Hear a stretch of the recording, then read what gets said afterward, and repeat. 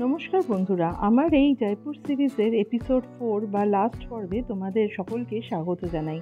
আগের পর্বে তোমাদেরকে দেখিয়েছিলাম সিটি প্যালেস ও জান্তার মান্তার। আর এই পর্বে থাকবে তোমাদের জন্য জয়পুর থেকে কিভাবে আজমের শরীফ এবং পুষ্কর আমরা গিয়েছিলাম তার ডিটেলস। তো চলো ভিডিওটা শুরু করা যাক। 21 তারিখ অর্থাৎ দিওয়ালির পরের দিন আমরা রওনা দিলাম খুব সকাল সকাল। জয়পুর থেকে আজমের শরীফের দরগা প্রায় 135 কিলোমিটার এবং গাড়িতে সময় লাগে প্রায় 3 ঘন্টা মতো। যাওয়ার পথে পড়ে দুখানা টোল ট্যাক্স। যাওয়ার সময় আমরা এই হোটেলে সেরে নিলাম আমাদের ব্রেকফাস্ট। সকাল 10টা নাগাদ আমরা পৌঁছে গেলাম আজমের শরীফ দরগাতে এবং গিয়ে দেখলাম সেখানে প্রচুর ভিড়। তিনি আগে আমাদের নিয়ে যাচ্ছেন, এনার সাথে আমরা আগে থেকেই কন্ট্যাক্ট করে নিয়েছিলাম এবং তিনি খুব সুন্দরভাবে আমাদেরকে খ্বাজা মঈনুদ্দিন চিশতির মাজার দর্শন করালেন।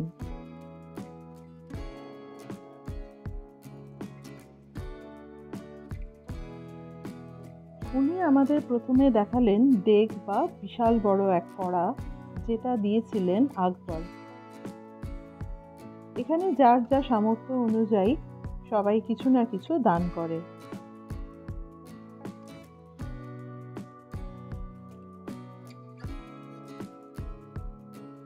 সেখান থেকে এসে এবার আমরা চাদর চড়াতে গেলাম মাজারে। আমাদের দর্শন ভালোভাবে করার পর আমরা আবার একটা অটো করে রওনা দিলাম এই স্টেশনে, যেখানে আমাদের গাড়ি নামিয়ে দিয়েছিল। গাড়িতে উঠে এই আনাসাগর লেক দেখতে দেখতে আমরা চললাম পুষ্করের দিকে। আজমের শরীফ থেকে পুষ্করের ডিস্টেন্স প্রায় 14 কিলোমিটার।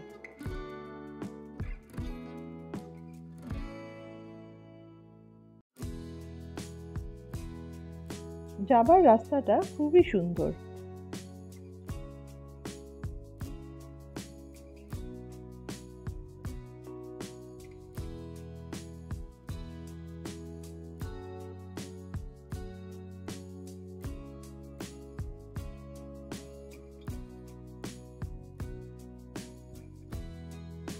অক্টোবর মাস থেকে পুষ্করে সেই বিখ্যাত মেলা শুরু হয়।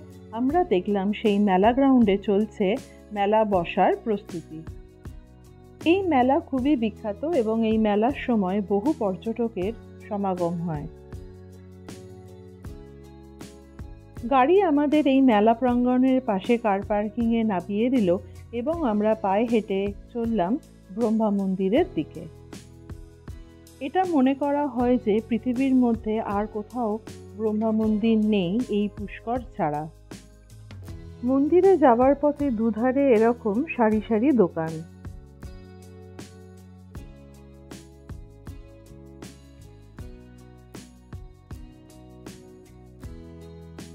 মন্দিরে ঢোকার আগে রয়েছে গণেশজির মন্দির।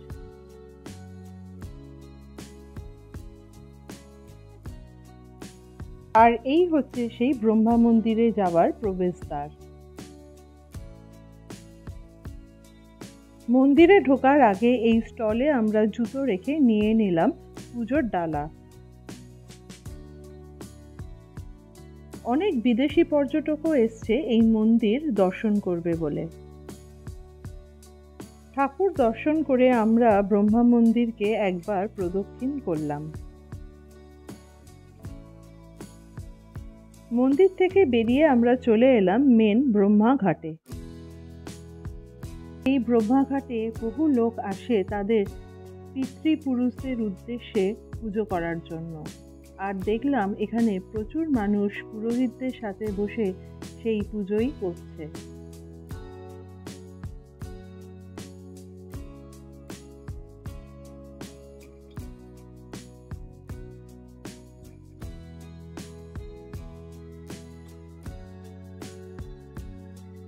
কথিত আছে সৃষ্টিকর্তা ব্রহ্মার হাত থেকে নীলকমল পড়ে এই পুষ্করের হ্রদ তৈরি হয়েছিল। আর সত্যিই দেখলাম হ্রদটা খুবই সুন্দর।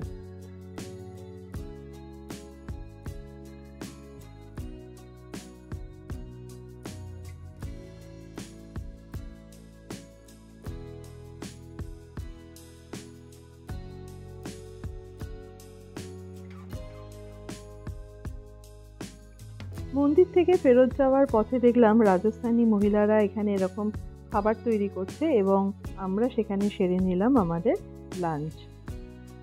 গাড়িতে উঠে আবার রওনা দিলাম, আর দূরে ওই পাহাড়ের মাথায় রয়েছে সাবিত্রী মন্দির। ভগবান ব্রহ্মার স্ত্রীর নাম ছিল সাবিত্রী এবং তার মন্দির এই পর্বতের মাথায়, এবং সেখানে যেতে গেলে এই রোপওয়ে বা হেঁটে ওঠারও সিঁড়ি রয়েছে। আমাদের হাতে সময় কম, তাই রোপওয়েতে করে যাওয়াটাই আমরা ঠিক করলাম।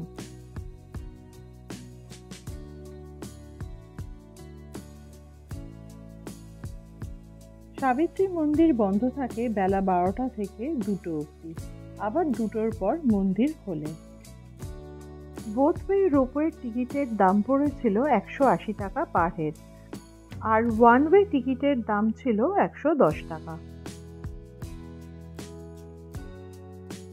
রোপওয়ে করে যেতে খুবই ভালো লাগছিল, আর দূরে দেখা যাচ্ছিল সারা পুষ্কর শহরটা।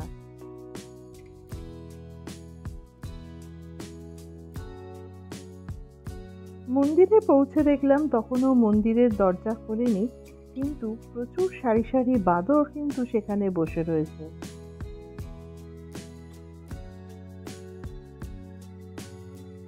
সাবিত্রী মাতাকে দর্শন করে আমরা আবার গাড়িতে চড়ে রওনা দিলাম জয়পুরের উদ্দেশ্যে।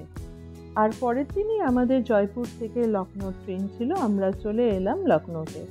বন্ধুরা, তোমাদের এই ভিডিওটা কেমন লাগলো সেটা কিন্তু অবশ্যই জানিও, আর ভালো লাগলে সাবস্ক্রাইব করতে কিন্তু ভুলো না।